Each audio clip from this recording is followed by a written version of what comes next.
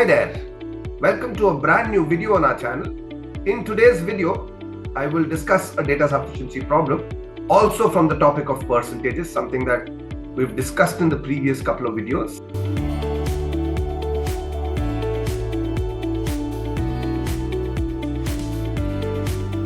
My name is Anand Venkatesan. I'm a founder and mentor of Mentors Capital. We are a platform that helps students with their study abroad journey, whether it's preparing for GRE, GMAT, TOEFL, etc., or whether it's applying to universities, across the globe.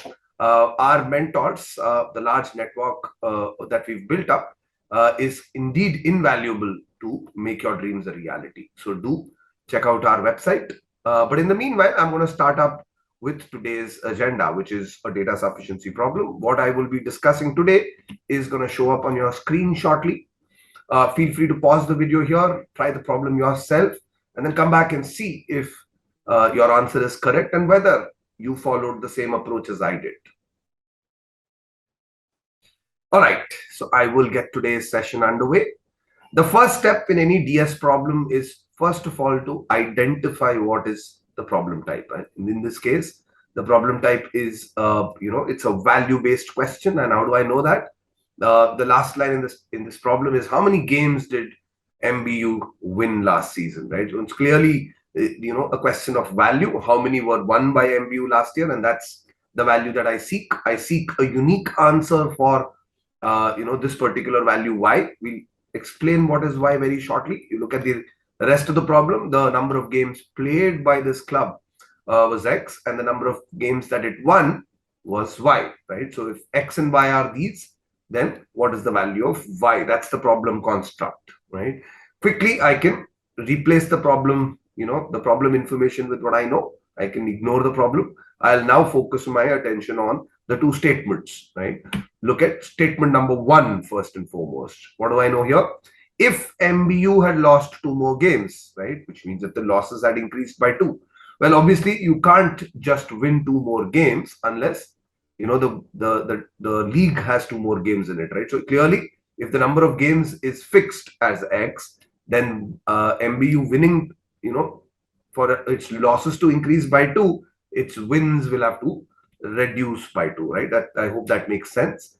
And which means that the number of wins in the season now will, and then the problem says this, the number of wins would be 20% of all the games it played, right? But what do I know? I know that the number of wins actually were Y, which means if it wins 2 fewer games, the number of wins would be Y minus 2.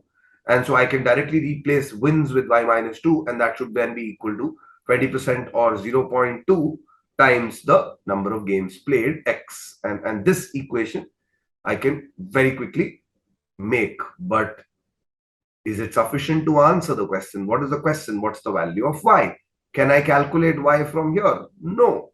In fact, I only get an expression of X and Y, right? And remember that Y then depends on the value of X, right? For every value of X that I feed, I will get a unique value for Y. And so this means that the statement here, by using it, you cannot find the value of Y. And since we are unable to find the value of Y, we'll say the first statement does not suffice, right? I'm quickly going to make a note of this right on top of my screen. Say that first statement now does not suffice, which means in my next statement, in my next step, I will look at evaluating the second statement, right? Now, the second statement also gives me similar information. It says that if MBU had won 3 more games, right? So it's saying, what if the number of wins had increased by 3? Well, interpretation, right? If I win 3 more games, then I would also have lost 3 fewer games. Right, and so number of games I lost would be short of the previous number by 3. And what does the problem statement? What does the second statement tell me? It also tells me that if this happens, then MBU would have lost 30% of all the games it played. Yeah, which means the number of losses would be equal to 30% of the total number of games. We know that is X. But the number of losses last season, right? The number of losses that I know in the last season was X minus Y. And if X minus Y was the number of losses that it had last season, then this hypothetical situation says, assume it's 2. it's 3 fewer, right? So the number of losses would be x minus y minus 3. And this can then be equated with 30% of x, right? I still get an equation, but I still cannot calculate the value of y, right? I still need the value of x in order to determine the value of y. So I don't really get a unique value, right? And that's what I'm looking for, which means the second statement is also not sufficient, right? Quickly, I'll make a note of this separately. First statement does not suffice, right on top of your screen. You can notice that first statement does not suffice, second statement does not suffice, right? And when you get two statements which individually do not suffice, the immediate next step is to now combine the information, right? Let's use both pieces of information together. Statement 1 gave me an equation, y minus 2 is equal to 0.2x.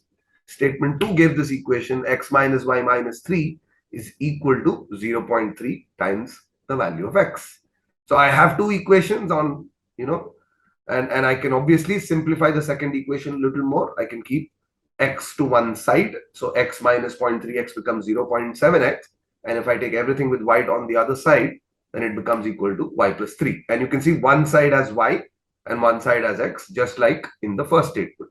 So how do I use them together? Well, I can simply divide them because I need to calculate the value of y. I should try and eliminate x. And I can very easily do that simply by dividing the two equations. So 0.2x by 0.7x will have the ratio of 2 by 7, right? So 2 by 7 will then be equal to y minus 2 by y plus 3.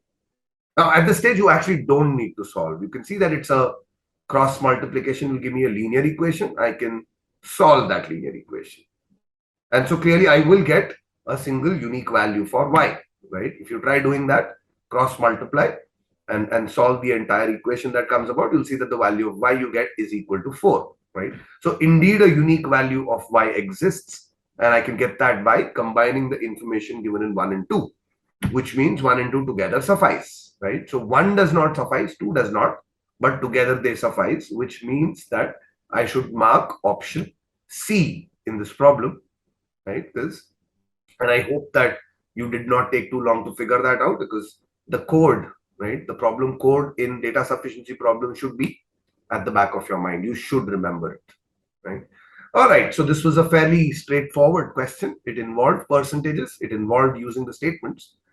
Generally speaking, any question that gives you the answer as, option C, which means I need to combine the information given in the two statements, is probably on the easier side of things. But don't worry, I will step up the difficulty level as we go on, right? So stay tuned and do keep following our channel. Do subscribe to my channel. I did talk about the power of mentorship. I should tell you that we have mentors from across different disciplines. We have mentors from management. We have mentors from robotics, from data science, from fields as diverse as design thinking, and even political science.